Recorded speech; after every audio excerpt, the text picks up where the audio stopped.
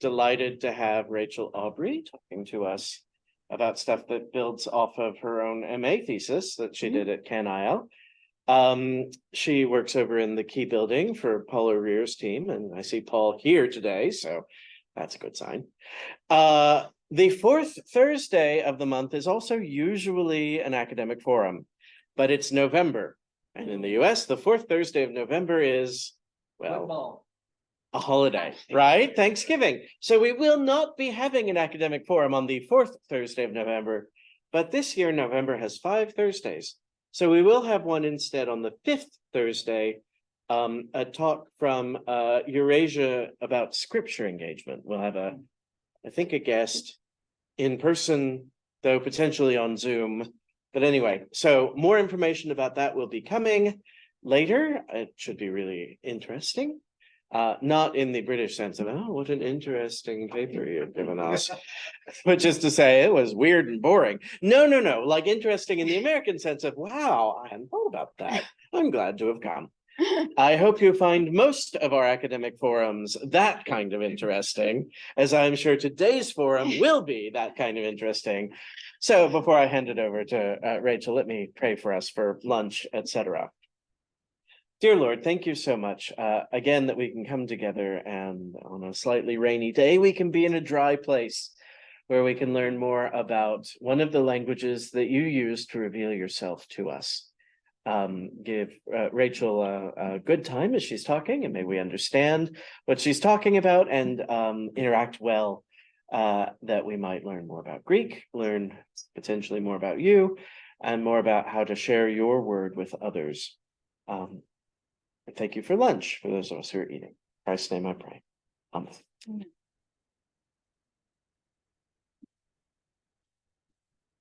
Okay, what's the big idea? So the question we want to ask today is, what does language typology, cross-linguistic work, offer to linguistics and Bible translation? And we want to consider that through the lens of voice and voice systems. So in the presentation, we're going to talk a little bit about voice typology. We're going to talk about middle systems across languages. And then third, we're going to look at Greek middle voice as related to what we've already learned about how middle systems behave. Okay, so in voice typology, there tends to be clusters of different kinds of voice expressions and alternations. So Zuniga and Katila, 2019, they have a book on grammatical voice, and they talk about voice in terms of diathesis, where there's a specific mapping of one kind or another of semantic roles and grammatical relations. And then voice markers are those that are coded on the verbal complex. So then the following types tend to get clustered together, not always. There are all kinds of cross purposes that happen inside voice systems. And then all of these types have subtypes and clusters to them. And so not every anticausative will behave in the same way as every other anticausative. So we have an increase in valency where we're adding some kind of argument. In causatives, we add a causer. In applicatives, we add maybe a beneficiary, an instrument, a location. There are decreasing valency operations like passives, where you reduce the syntactic valency. So the subject is a patient, and then the agent is put in an adjunct. Or we get antipassives, where we also reduce syntactic valency. So the subject is an agent, and the adjunct is a patient. Then we have anticausatives. They reduce syntactic and semantic valency. You remove the agent from the conception entirely. And then there's also involuntary agent expressions. So these are expressions where you take away the volitionality of the agent acting. So we say that in Finnish, there's an alternation where you can say that someone accidentally broke the vase instead of intentionally did so. There are various duplex voice operations as well. This is the domain of reflexives and reciprocals, where the subject is playing dual roles of agent and patient together. And we can get direct and inverse oppositions as well. And then finally, in their book, they also cover covert diathesis, where there's an alternation, there's a semantic alternation that happens, but it's not coded on the verb complex. And we have a lot of those in English anti-causative expressions, in English facilitative expressions, which we'll cover, as well as in Central Alaskan Yupik. There's a passive alternation, same kind of passive alternation that you would expect, except it isn't coded on the verb. And so you can see from all of these different clusters that one of the things about voice typology is that if you try to take the behaviors, the rules, and the expectations of one type of voice system or cluster and try to map it on to another language, you may end up with a very misleading description. And you might expect some of the wrong behaviors, and you might think, none of this is working, and I don't even know why, because all I'm doing is I'm understanding my voice system. But you haven't put it in the context of voice systems cross-linguistically to understand how the language you're working with might behave in a different way than the language you're using to speak, or the language of description, or the language you're writing in. Here be dragons. So the trouble with mixing systems is that traditionally this has happened with Greek. So I've offered here some quotes from Mounce and from Wallace, very common names in Greek grammar textbooks, where they speak about the difference between the active and the passive. They map those onto the English, active and passive. And then they say, and the middle is blue. It's something. It has a nuance. It's barely perceptible. You wouldn't even know it if you could see it. So kind of just wing it. And then this is traditionally what tends to get taught to students of Greek. And it actually results in some very misleading expectations about how the Greek voice system should behave, because we're mapping one type of voice system from the English language, and we're trying to do some shenanigans and then have it come out in Greek. Except that it doesn't work, because Greek has excuse me, sorry, I have a little tickle. Greek has a completely distinct voice system from that of what we find in a language like English. So let's look at the typology of middle voice. There are formal and functional criteria across languages. Okay, so comparative criteria for middle typology. We can call something a middle marker and say that a language has a middle voice system if it has the following. So this allows us to do comparisons across languages to say, does this fit into what we tend to think of as middle systems, or does it not really? So the middle marker occurs with bivalent or more verbs to encode one or more valency changing operations, like the passive, the reflexive, the anti-causative, the anti-passive, and the reciprocal. It's also, that middle marker is going to be obligatory with some verbs that have no middle alternative. So these are not non-oppositional middles. They do not alternate.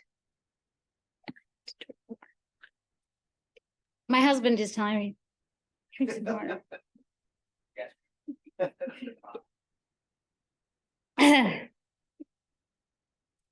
And then finally, the middle marker will appear in alternating and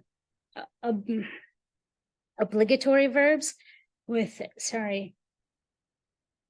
with distinct semantic verb types. Let me take a second here.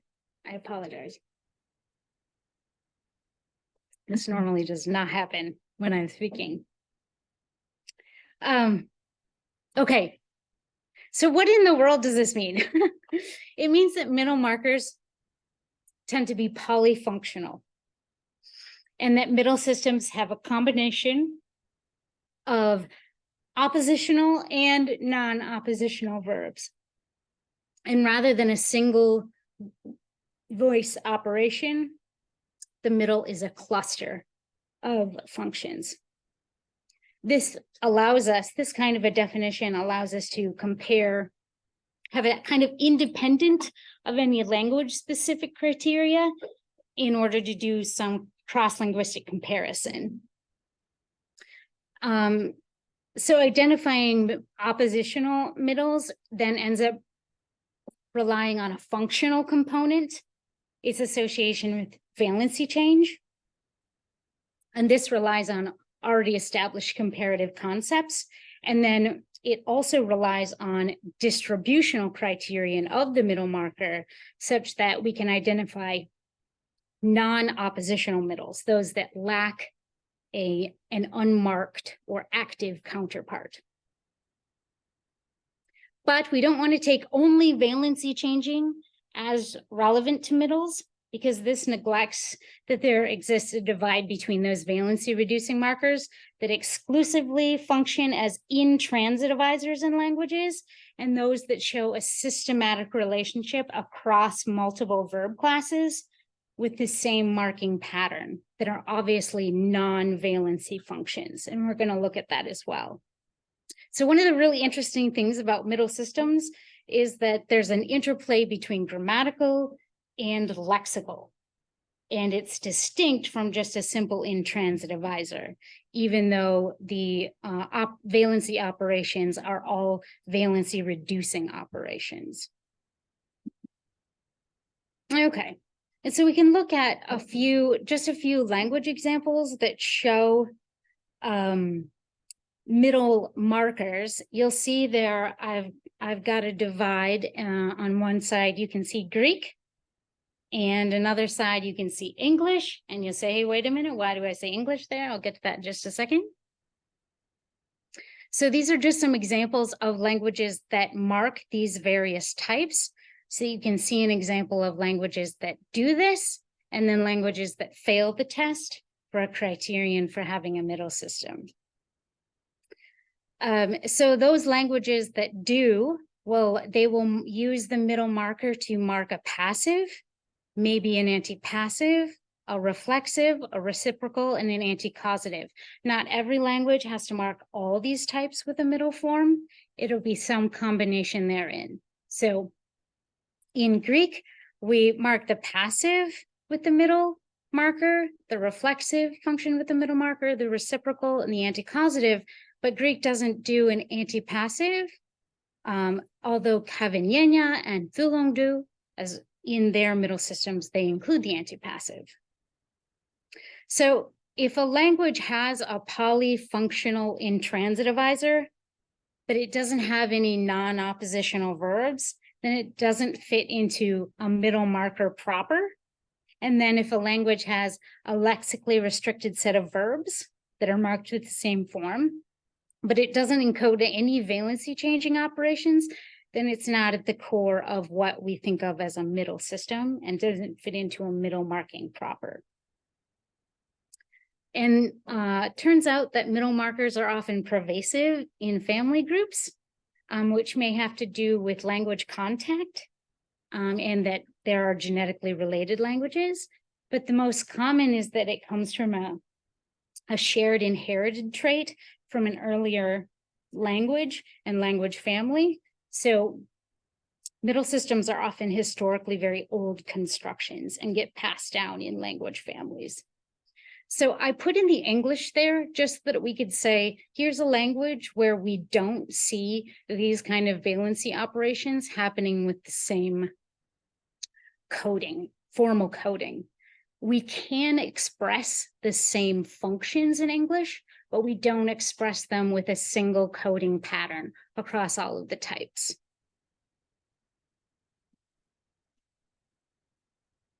Okay, in the formal realization of middle markers, there's going to be two broad patterns.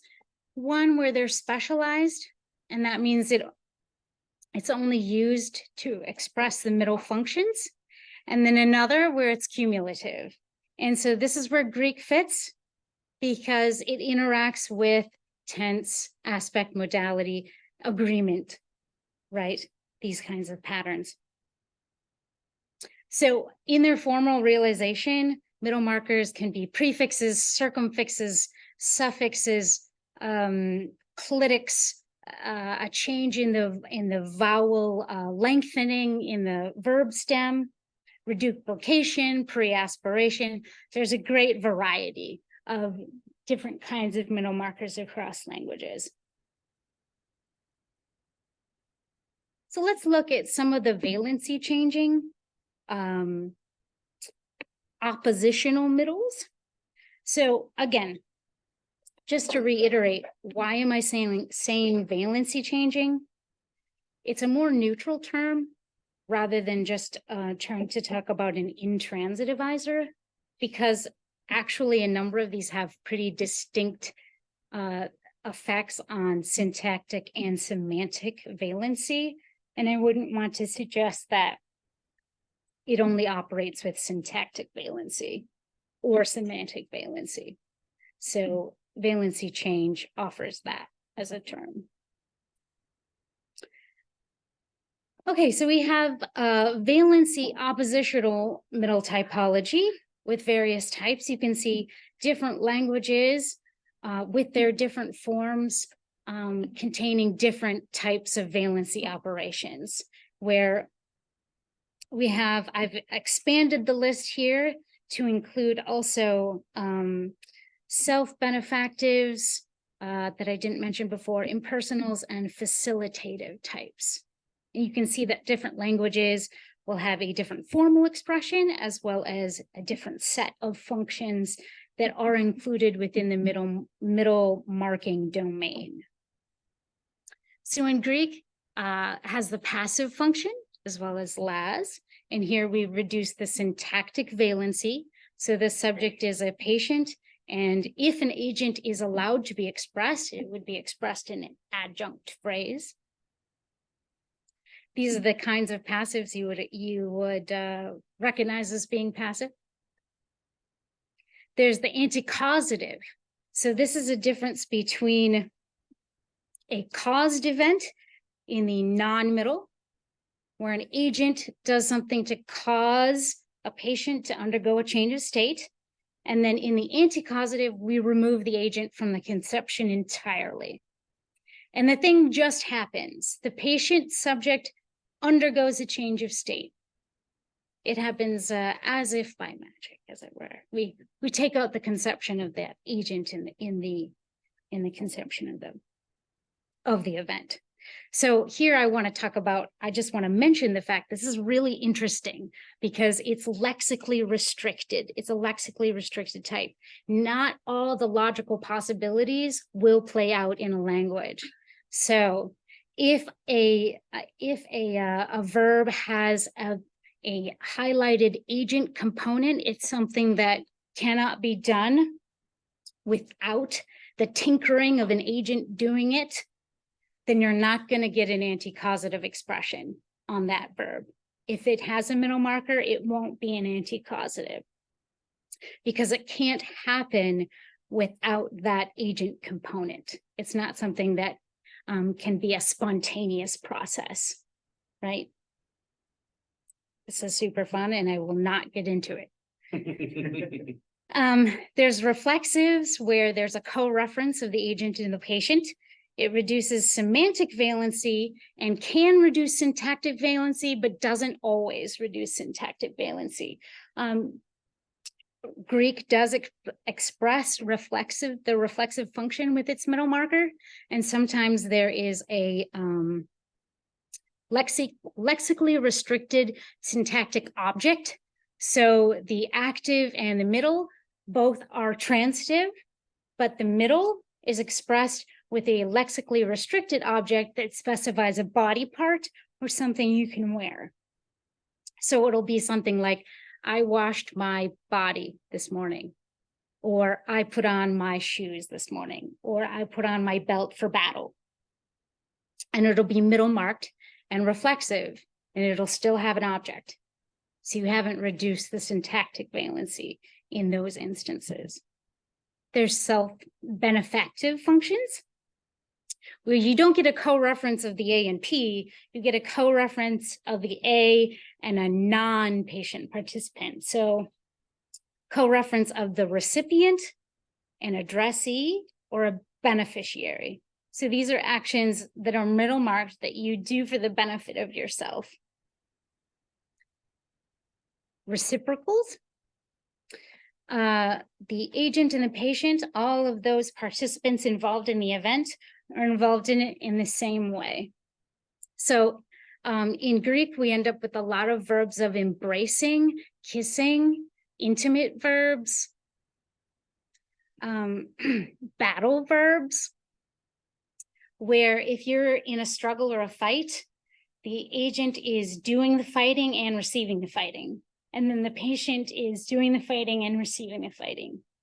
Or if I embrace someone, I am both embracing and being embraced. So reciprocals. In antipassives, we reduce the syntactic valency, as I said before. The subject is an agent, and then there's an adjunct. Patient, if it's expressed.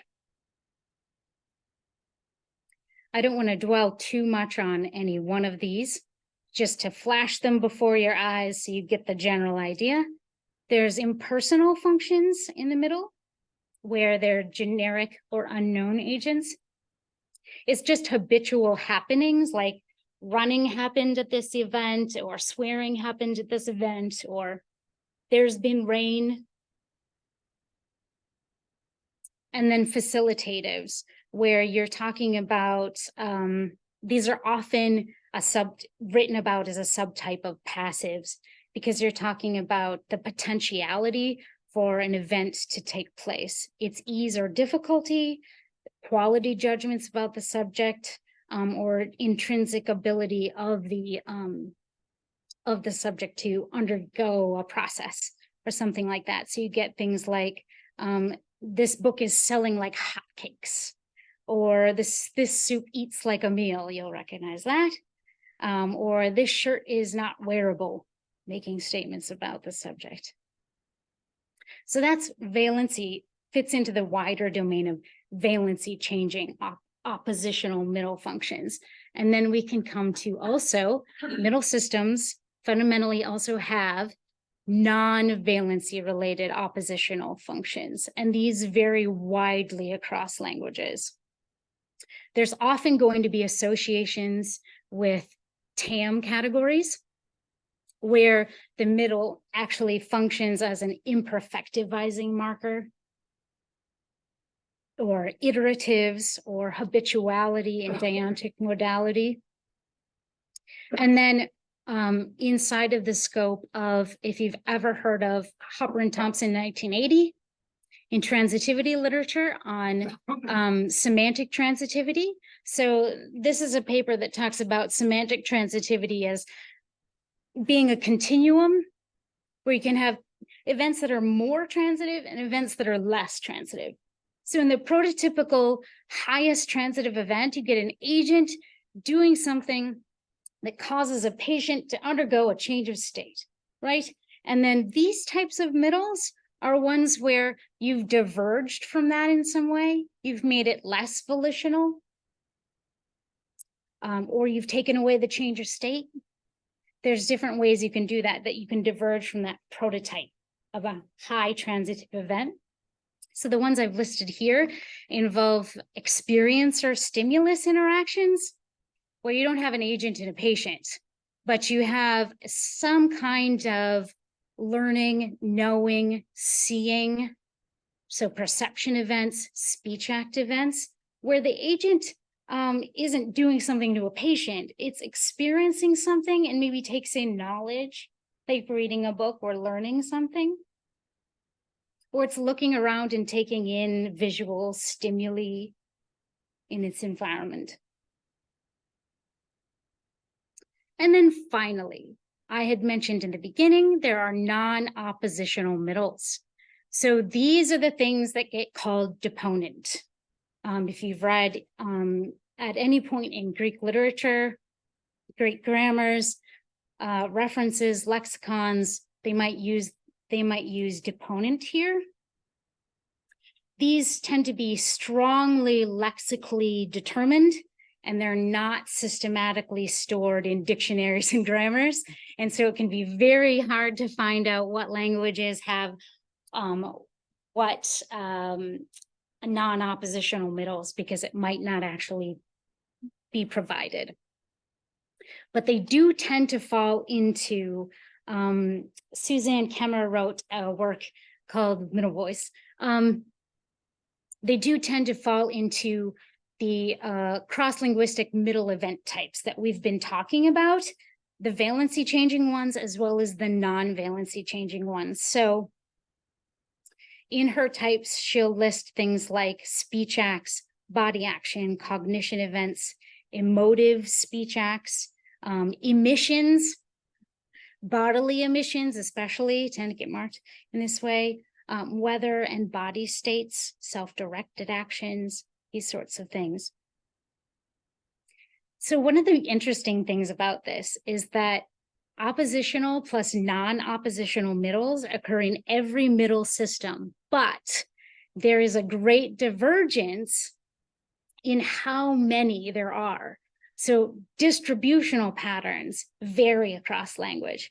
So on one end of the continuum, there's some middle systems where there's only 3 non-oppositional middles. And then in another language, there's going to be 68 non-oppositional middles as compared to 15 oppositional middles. So you'll have a difference in the productivity of the middle marker. In one language, it'll be highly productive, and it'll be in lots of oppositional alternations. In another language, it's very lexically restricted and tends not to participate in oppositions. And then you can have languages on that continuum anywhere in between. Okay, so let's get to the Greek voice system, because you're like, okay, yada, yada, just shut up.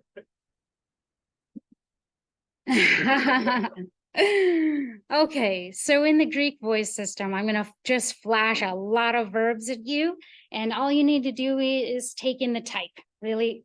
And there'll be types I've already mentioned that you'll have recognized from how middle systems behave cross-linguistically. So in Greek, you get a causative, anti-causative contrast between the active and the middle marked verb. In the middle marked verb, it's a physical process. The subject is an undergoer or a patient, depending on your terminology, that undergoes some kind of change of state. And in the active expression, an agent causes that patient to undergo that process.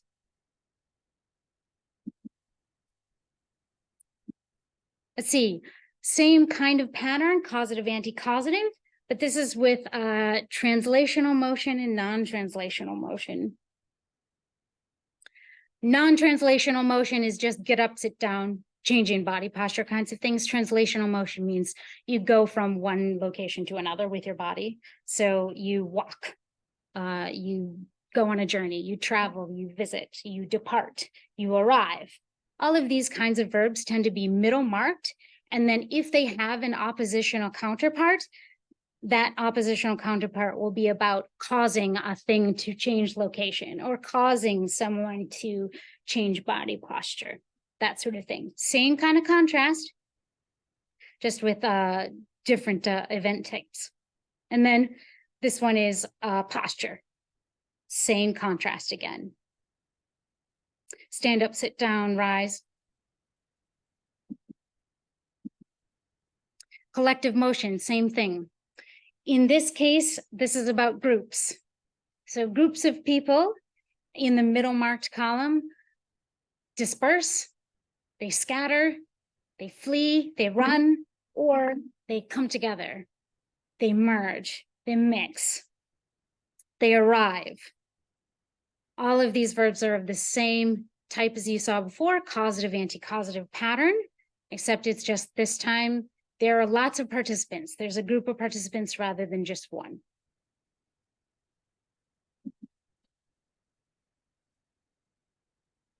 Okay, causative, anti-causative pattern. You'll note that this comes up a lot. Mental processes, same thing.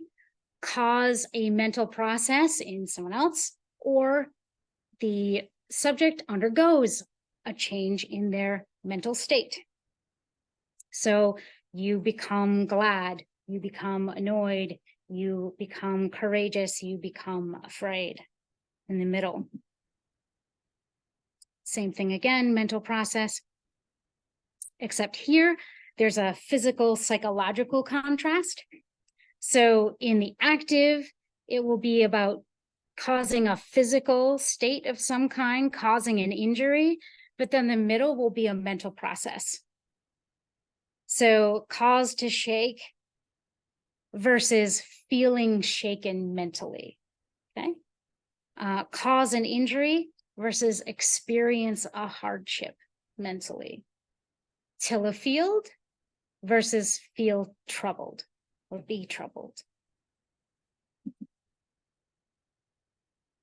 Among mental activities, we get a lot of non-oppositional middles in Greek among mental activities, where it's about a volitional experiencer, cognizing, calculating, thinking, contriving, devising, and there's not a lot of active counterparts in this group.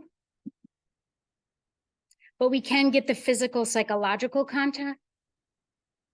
alternation here, contrast, where this physical in the active and then in the middle, it's more about experience or stimulus interactions. Then we get speech acts. Same thing where we get a physical versus a psychological contrast, where you set apart two things, and then in the middle, it'll go to a speech act, and it'll be that you part with, you bid adieu, you say goodbye in the middle. And then among speech acts, there's also contrasting senses where the active versus the middle alternation will not be predictable per se, but it tends to get lexicalized. And so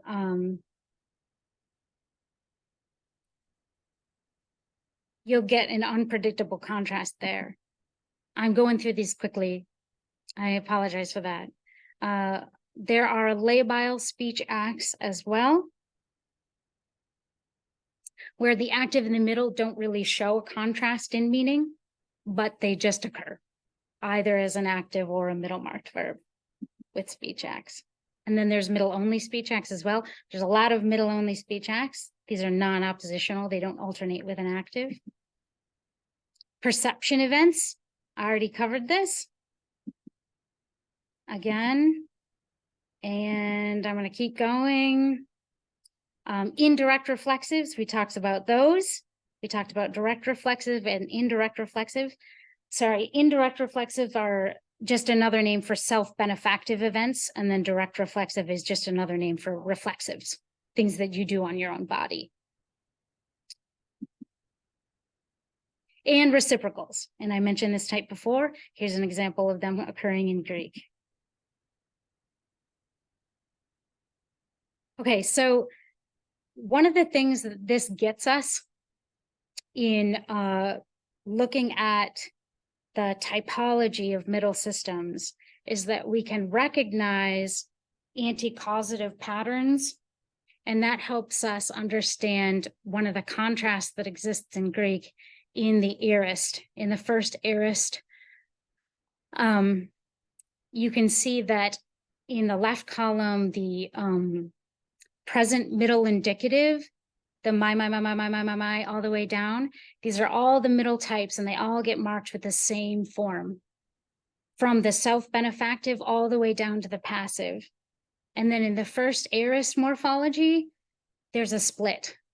There's a shared marking pattern where the SA sigma alpha pattern takes the upper half of the chart, and then the theta eta pattern takes the bottom of the chart. Often the theta eta gets taught as passive. It is not passive. It is anti-causative and passive. Passive is one of its functions, but as you can see, it also engages in other middle types that are distinct from passives. And so it takes part of the chart, and then the sigmatic alpha form takes the other part of the chart. It kind of splits it up there.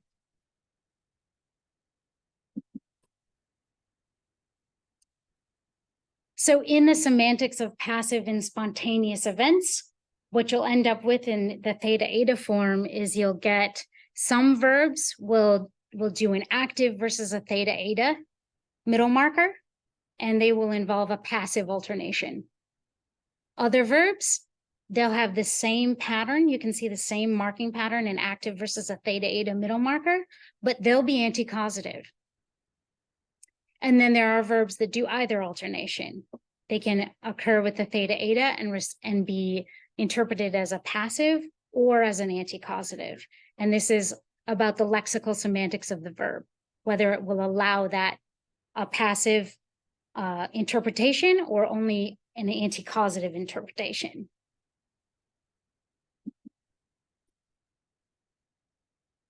Okay, I don't have much time, so I can not go over examples for discussion. And we can maybe end it there.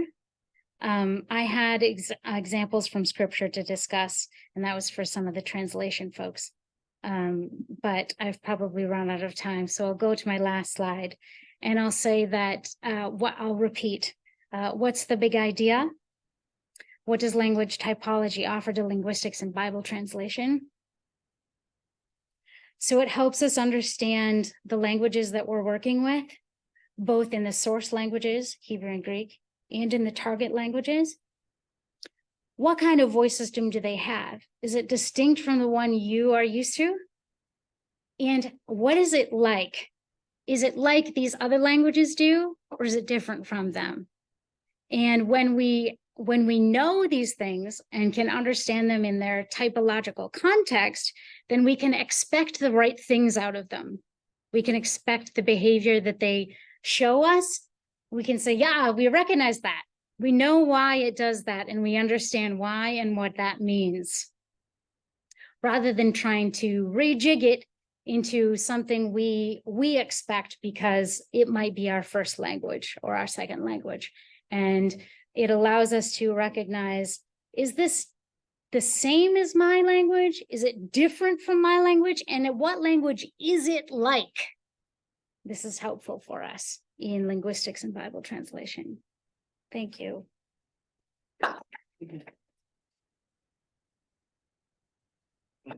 We already had a question a while back on the chat. Somebody had to leave it. It's more a little comment, just one little quibble. The French "la forge s'allume" means the forge lights itself up, rather than the forge is lit, which would be "la forge est allumée." Okay. But that it goes on with what you're saying. I mean, like the forge is lighting itself up, so that you can forge your metal or something, I guess. Maybe. Yes. Anyway. Yes. And then Greg Decker says, could you show us one of the examples that you skipped? Please. That was his question, so. Pete Unseth seconds the motion, and everyone else laughed, so I think that's carried Nemo contested. Okay. We can look at some of the causative, anti-causative patterns that occur in the Greek scriptures. So in the top two examples, the active form of the verb, and then in the bottom three examples, there is the middle anti-causative. And I say spontaneous process here because it's a spontaneous physical process that happens. So you get a contrast between make your stomach bitter in the active. And what happens when it's used with the theta eta pattern, middle marker? It means it grew bitter. It underwent the process of becoming bitter. And then in the active, pour out something. He poured out the coins, versus in the middle, it burst and it spilled out. It just happened spontaneously. We removed the agent from the conception. We don't have to try to force these to be passive. We can allow them to be anti-causative. And in the last one, it's just another example of the same. The sky split apart. It was amazing. A miracle happened. It split apart, and I saw it spontaneously happening before my eyes. Let me see if I've got what other. Okay, so then we have a contrast here between, this is a nice one with a self-benefactive middle, where the verb means to distribute things out to a distinct someone else. Distribute something, a theme, out to a distinct recipient. And then in the middle, it means distribute unto ourselves in our group. We divvy something up together and we all get a bit of it. So we've made the event, it's non-cyclic in the active. So something is distributed out to a distinct someone else, gets it in the end. And the middle means we get it together. It stays with us. It's becomes cyclic that way. So it's like out and in, back to yourself as a self-benefactive. And then in one final example, I can talk about with the verb in 2 Timothy 2:21. This verb tends to get used for purging houses and vessels of unclean elements. So it represents a ritual cleansing that is directed at a distinct endpoint figure. And it's not usually used for things that are body actions. And so then we find the active form with a reflexive pronoun. The reflexive pronoun in this instance acts to offer or signal an unexpected co-reference of the participants. So there's an analogical extension in 2 Timothy 2:21, where a person's body is like a house or a vessel that you cleanse and purge of unclean things. And then that's what is normally an acyclic event, where you do something to a distinct endpoint, becomes a cyclic event by signaling it with a reflexive pronoun. And then the middle is marked on a verb where you normally do this action on your own body. It's an expected signaling of co-reference of participants. The agent is their own patient. And you ordinarily do this action on your body. So it signals an expected co-reference. And it's the normal state of affairs that you do that to yourself. You do that to your own body.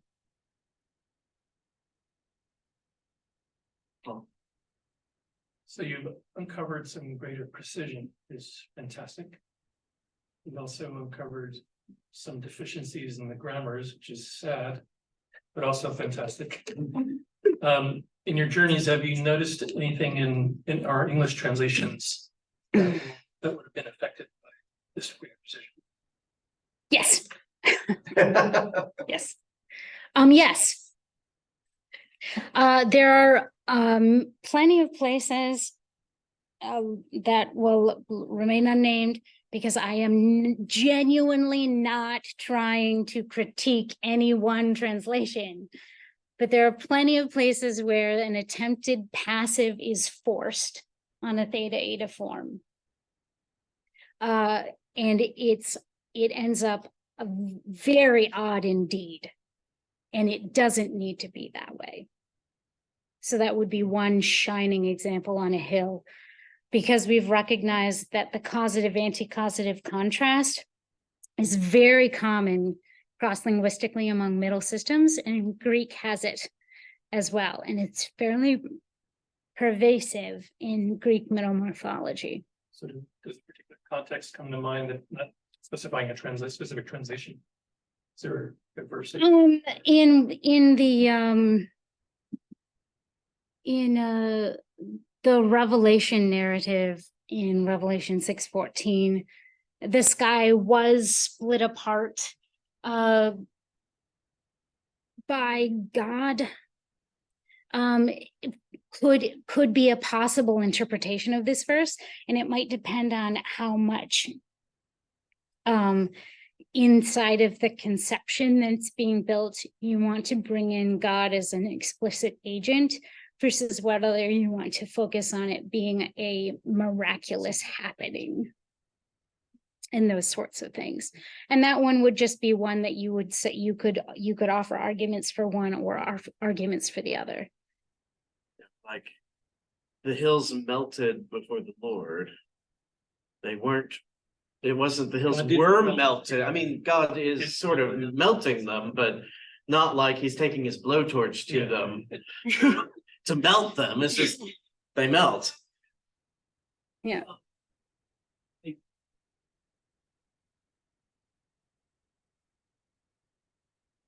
There's a lot of debate surrounding the verse in Acts where it says, "And his knees were appointed to eternal life." And I've heard plenty of debate surrounding, okay, is that passive, is that middle? To give you a nice, easy theological question. Do you have any comment? I can comment that when we understand that typologically there are a lot of these kinds of low semantic transitivity events like verbs of perception, verbs of mental experience, cognition, speech acts that tend to be middle marked, then we know that in those cases, the middle is very natural there, and it's a solidified semantic middle type that doesn't need to be cooked up or finagled to be something that it isn't. Because that's understood that Greek fits well within the typological patterns for middle voice systems.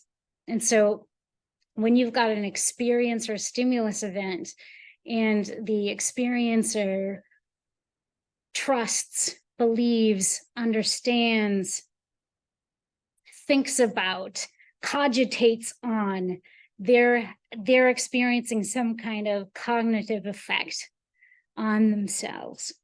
And so it's not, it doesn't fit into the straight agent-patient conception where an unaffected agent does something to affect a patient that's distinct from itself.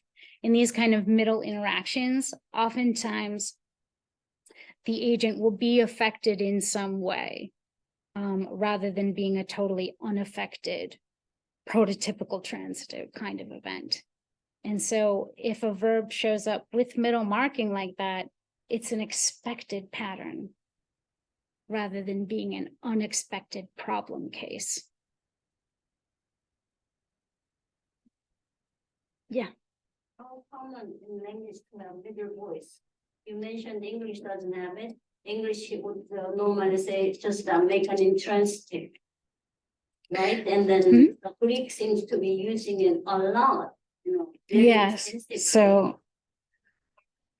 Pivot Mm-hmm. thing to get the continuum thing too. But how common is it for language style? Do you have any statistics? Yeah, there's a recent typological survey found 129 languages, and we're still hoping to find some more, maybe a few more we can discover. It can be difficult to find them because not all grammars will use the same language. Not all grammars will use the same language. So if you find a grammar of a language that says, oh, I have valency changing operations, and I also have some kind of obligatory marking on verbs that just sort of shows up and you can't have it without that, then you would say, oh, that's interesting. Tell me more. Does that fit into a middle system? We'll have to check. Let's see. But it won't necessarily say, ta-da! I'm a middle system. And then you're like, oh, great, no problem. They don't always tell you. So it can be hard to find, but there was, yeah, the recent survey was 129.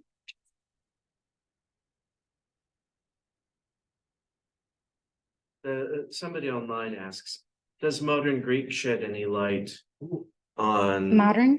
yeah, on previous forms of Oh, language? Oh, well, if you want to get into diachronic change, we can talk about Homeric Greek.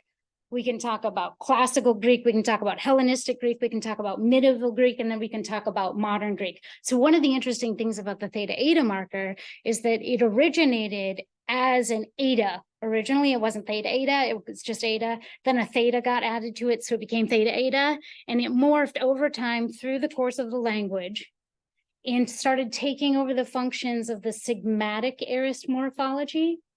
And so by the time we get to modern Greek, it's entirely taken over. So first aorist morphology in modern Greek is theta eta. But the period we're in Hellenistic Greek, it's split. And so students unfortunately have to learn both. Oh, for them. If they were learning modern Greek, they would just learn the one form and then they'd have it. But because it's split in that Hellenistic middle period there, it doesn't do that. So we can get a lot of insights over how, and I can't get into this, verbs change their morphology. So actives becomes middles, middles become actives, and they change left and right over the course of Greek. Yes, and that's a whole other area of study that we could do in terms of voice typology, especially in middle systems, would be to know how have they shifted, how has the makeup of the middle system shifted over time from an earlier iteration of the language to a later one. Absolutely. Fortunately, now out of time, I have to get to another classroom in the next 4 minutes. So thank you so much.